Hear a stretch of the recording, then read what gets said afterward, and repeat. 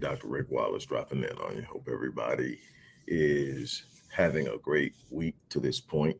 No matter where you're at, remember if you're still breathing, you're still in the fight. Before I get started with today's message, I want to remind you if you have not signed up to become a member of the Epic Realm community of high achievers, make that move now because we have some heavy hitters in there that have already gone, some people that have worked with me in the past and now doing their thing. There are some people in there that can provide insight, but there are other people in there that are going to fan your flames. There are some people in there that are going to encourage you. There are people in there that can provide ideas and whatever. We are doing Q&A sessions every week. We are setting up programs that are free to members that teach you how to write business plans, that teach you how to assess markets and all the other things that people are wanting to do and be successful at. We have a breakout room for mental health, all a part of the membership. If you have not signed up to become a part, I created it because I wanted to create a space for people who have a vision, who have a dream, who have aspirations and desires to do things, but are in environments that are toxic to their vision.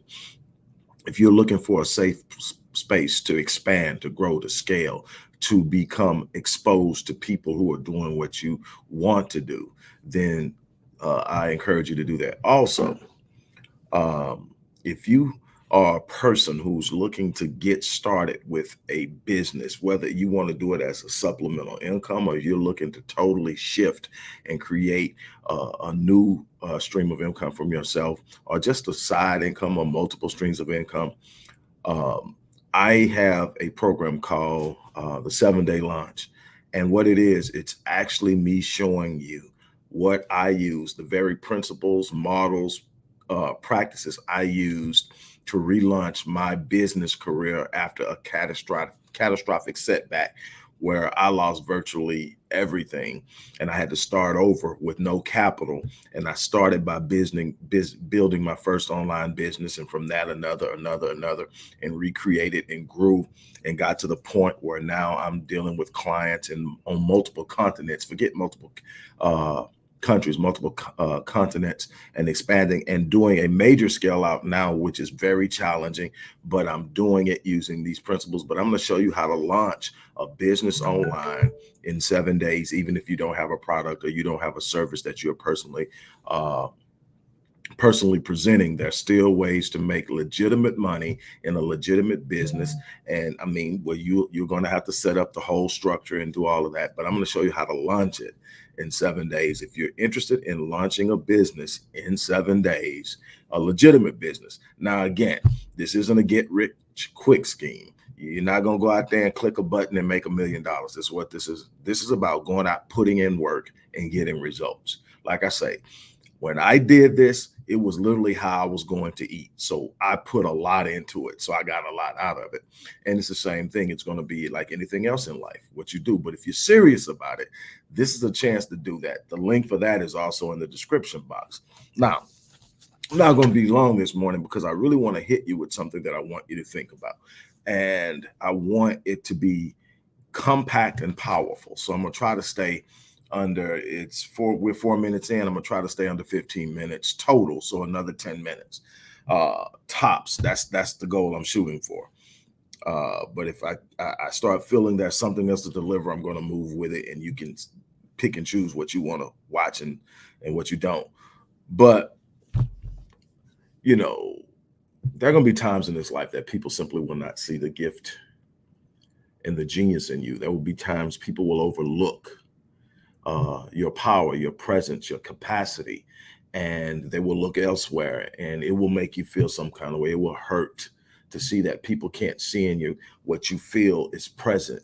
You cannot allow the random opinions of other people to define who you are. And I'm going to use an example that to me has always stood out in a simple way. Number one is because I'm an athlete, so I can see it from a perspective of an athlete, but just the gravity of what it meant. And Tom Brady, love him or hate him. Some people can't stand him. Some people admire him. But the one thing you have to look at is the record speaks for itself. And I'm taking into consideration the team he had around him, the coach he had around him, the accusations that have been hurled about all this other stuff. But at the end of the day, you're still looking at 7 Super Bowl championships and I think something like 10 Super Bowl visits or some stuff, some crazy number like that for one quarterback. Done it with 2 different teams. Okay. But what most people who aren't real fans of the sport don't realize is Tom Brady was literally was chosen in the 7th round of the NBA draft. And the good thing is he was chosen. But to understand the gravity of this, you have to understand how this plays out in a person's mind while it happens. Now, here you are. You played for a major school, especially at the time, Michigan was huge when Tom Brady played there. And so he's playing there and he gets passed by the first round, gets passed by the second round. What you have to understand is that there are 30 plus teams in NFL, 32 now. I'm not sure if it was 32 then, but it was 30 plus teams in the NFL. So in the first round, 30 teams said you weren't good enough, that they didn't have a use for you. Second round, 30 teams again said you're not good. Third round, that's so now we are 3 times in, and 3 times 30 plus teams said no. So you're looking at almost 100 times by the third round that someone has said you're not good enough. So we go past the 4th, the 5th, and the 6th round. Finally, in the 7th round, the New England Patriots draft him. And he goes there, and ultimately Drew Bledsoe, something happens with Drew Bledsoe. He gets an opportunity, and the rest is history. We never look back. There's always been this flame to fire. But the thing is, I want to get something to you. Until you've been passed by, until you've been looked over, you haven't been challenged. You haven't. See, a lot of people have been superstars, even in their childhood. They were exceptional. People saw their gift. The problem is with superstars that are recognized early, they normally tend to have challenges later. Why? Because they've never been looked over. They never had to really stand up. They've never been tested. And they tend to get out there and when the test finally comes, they're not prepared for it because it's just been, hey, look, you're so good. You get by with this, you get by with that, you get by with this. And you look up and now all of a sudden life is saying, okay, it's time to really go to the next level. We're about to test you. And they're not prepared for it. Here's the thing. If you've been passed over, it's a test. If you've been looked over, don't take it as a designation of who you are. Take it as a challenge. Take it as you missed this. You didn't see this in me, but there's something inside of me that won't let me quit. I tell people all the time, I cannot quit. I cannot give up. I cannot turn around. No surrender, no retreat, never fold, never look back, never give up. Let me tell you something. Once you make up in your mind, you go the distance. You give it everything you've got. Yes, there are going to be people who tell you no. You're going to hear no far more than you hear yes. The beautiful thing about this thing is all you need to do is hear yes once. And sometimes the yes will come from a place that you never expected it. Sometimes the yes will come from a place that you never looked. You're looking in a place and expecting yes to come from the people you know. And they're saying, no, you're not built like that. No, you can't do that. Don't you remember who your daddy is? Don't you remember who your mama is? Don't you remember what type of hood you grew up in? Do you actually think you're going to get out here and start a business? Do you actually think you're going to get out here and start a ministry? Do you actually think you're going to get out here and change the world when you come from this background, when you've never done anything on this level in your life, and you've got to sit up and you've got to shake that off, and you've got to know within yourself that if I just stand, if I just hold my ground, sometimes you can't even move forward. Sometimes you can't even make a progressive step, but you got to stand firm and hold your ground and say at some point the storm is going to let up and allow me to move forward. But what I can't do is give up ground. What I can't do is turn around and look behind me. What I'm trying to get you to understand is that when something happens and it looks like it's not what you anticipated, don't get shaken. Don't become frenetic and unglued. Don't lose yourself in the moment. There's something greater in your life, but you got to believe it. You got to speak it. You got to have a self-talk that's reassuring. You got to be able to look beyond the moment and see the end. You got to be able to see the destiny. When I was going through this difficult time that I told you about, when I had this catastrophic setback as a person in business, I'm looking there, and there were some people, not very many, because I didn't share it with many people. I just shared it with people I thought that literally would actually care about what I was going through. And I wasn't looking to be rescued by anybody. I just needed some people to confide in so I could decompress sometimes. Somebody that I could lean into and share where I was at emotionally and spiritually. But I had already made up in my mind, if I'm still breathing, still in the fight. But it's a couple of them that came to me and said, "Hey, look, man, I'm really concerned about you." I'm like, "What?" He said, "Man, I think you're in denial." I said, "What are you talking about?" He said, "Man, all this stuff you're going through, I'm feeling it, and I'm wishing the best for him, and I'll do whatever I can. But it's so much, and all I see every time I see you, you got a smile on your face, and you're acting like you're not where you're at. Man, do you realize where you're at? Do you realize just how bad it is?" And I say, "See, the problem is you're stuck in the moment. You're looking at where I'm at, and I'm looking at where I'm going. The smile isn't about what's going on now. The smile is an understanding and a faith in my ability to push through, my trust that God will allow me to breathe long enough to fight through what I've already been built to do."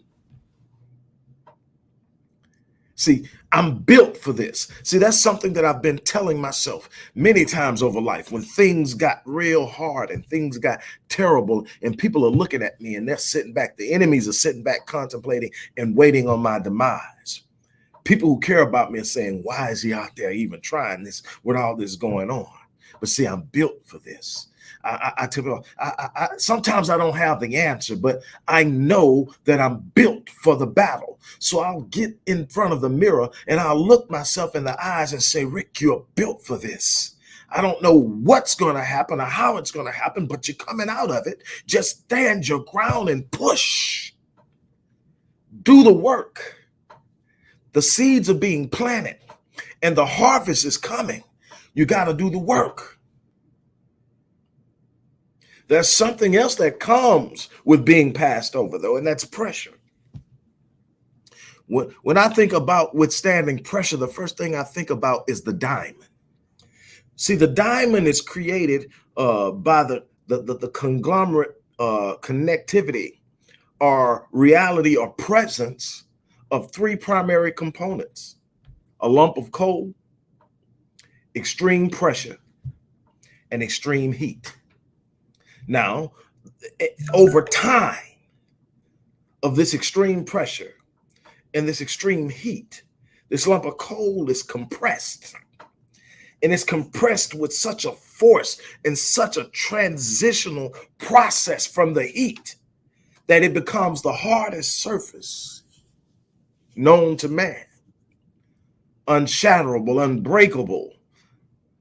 And it's there, it's long lasting and longevity because it withstood the process of pressure and heat. Now, let me tell you something. There's this thing out there because, see, we got a lot of people pretending, and you wonder why things don't end up going their way. Or, they're there, and the next minute, they folded and they've crashed. And I'm not talking about bad things happen to anybody. I'm talking about how you deal with the bad things, how you process and move in the hard and difficult and challenging moments. See, there's this thing called a cubic zirconia. It's the pretender of diamonds. If you get a good cubic zirconia, it will look like a diamond to the untrained naked eye. If you just look at it as somebody's ear and you don't have a very trained eye, you'll consider saying, "Well, I think that's a cubic zirconia." Sometimes it's a real diamond. Sometimes you say, "That's a real diamond." Sometimes it's a cubic zirconia. But here's the thing. Where do we find out that the cubic zirconia isn't an authentic diamond? When it's tested. See, it can't stand the test. See, it looks the part, but it can't stand the test. Its lack of authenticity can be proven in a number of tests.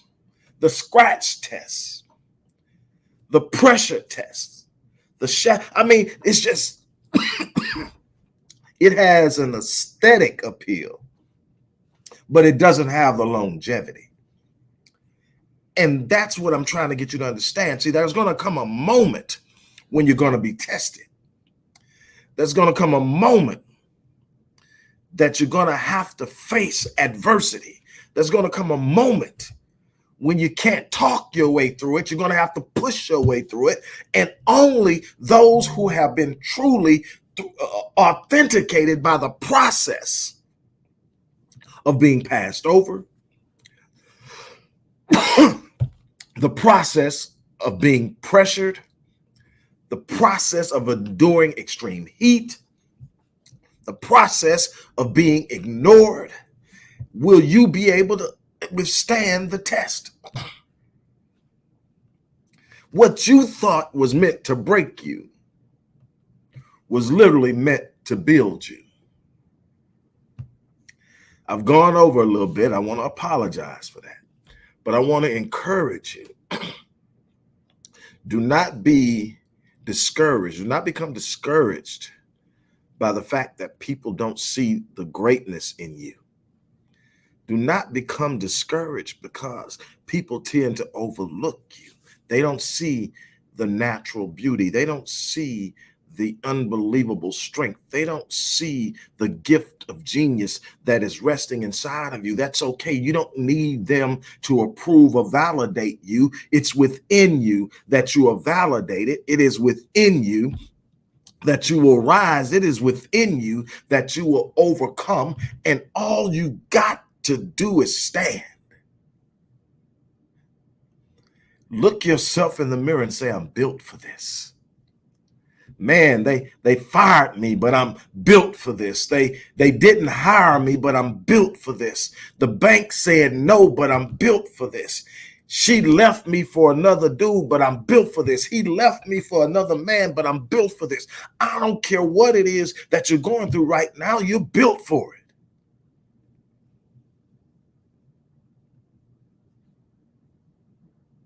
Look, life will deliver to you anything you demand of it. But life is going to submit to you. After your demand, life is going to submit a counter demand. That's what most people bought. Most people say, I want to be financially free. Well, life says you're going to have to stop spending this way, and you're going to have to start investing that way. You're going to have to take this risk. You're going to have to put yourself on the line. Somebody says, I want to be a business owner. Well, life says you're going to have to wake up at 4 o'clock in the morning because nobody's going to be there to open the business but you. That nobody's going to stay late but you. You're going to have to be the person most committed to the vision. Nobody's going to wake you up if you don't get up. Nobody's going to call you and tell you you're running late. If you're going to have to put, life is telling you, I can give it to you, but you're going to have to meet the challenges and demands that I'm presenting to you. Like you tell life, I want a better marriage. Life is saying you can't hang out with your boys 6 and 7 times a week and expect to have a good marriage. Your wife and your home comes first. You're going to have to tell your boys maybe once a month. You're going to have a new approach. And life is saying, just put your challenge on the table and I'm going to tell you what you need to do in order to have it. The thing is, are you willing to do it? There's nothing out there that you could desire that you can't have legitimately and without harming other people. But you're going to have to be willing to pay the cost. You're going to have to be willing to meet the challenge. You're going to have to be willing to go through some things. The problem is we want the promise without the process. I'm trying to get you to understand that the process always precedes the promise. Look, I hope that what I shared with you was a blessing. I hope that you took what I said and that you're putting it in your spirit. I hope that you are willing to go out and invest in yourself in time, energy, effort, money, focus. You're going to have to grow intentionally. You can't get what you want being the person you are now. You don't get in life what you want. You get in life who you are. So if it's something you want, you got to ask yourself, what do I need to be in order to have it? What do I need to learn? How do I need to think? How should I be talking? All of these things are a part of it. All of these things are a part of that. So I'm challenging you. Don't let today go by without making a commitment to yourself that you're going the distance. Again, before I get off, if you haven't joined the Epic Realm community of high achievers, we're doing things over there. I'm excited about the things we're doing over there. Sign up, and over the next year, this is going to be an annual membership. So no matter when you sign up, you're signed up for a year. This is going to be ongoing. We're doing things on social media. We're doing things off social media. We're doing weekly Q&As. We're setting up groups for mental health. We're setting up groups for entrepreneurs. We're setting up groups for relationships. We're setting up groups to help you deal with whatever it is you deal with and face whatever you're facing. And this is ongoing. You want to be a part of that. Also, if you're looking to test the waters of entrepreneurship, and you're looking for a way to get in with as little capital as possible and as quickly as possible, I have created a course to teach people the principles I used when I had that catastrophic moment and catastrophic setback, and I had to start from scratch. I'm teaching people the principles I use. This isn't something I read in a book. This isn't something somebody told me. This is literally how I have created multiple businesses over the last 12 years that has allowed me to reclaim at least a fraction of what I used to own and be in a position to provide for my family. I'm telling you that it's possible to do it. And I want to teach you how. The link is in the description box. On that note, I'm going to close as I always do. I live my life on full. And to me, that's the biggest thing. I live on full. Why? I'm filling my space. Why? Because when I leave this place, I'm not leaving anything undone. I'm dying on E. And that's the challenge that I give you. On that note, make today a great day. I'm out.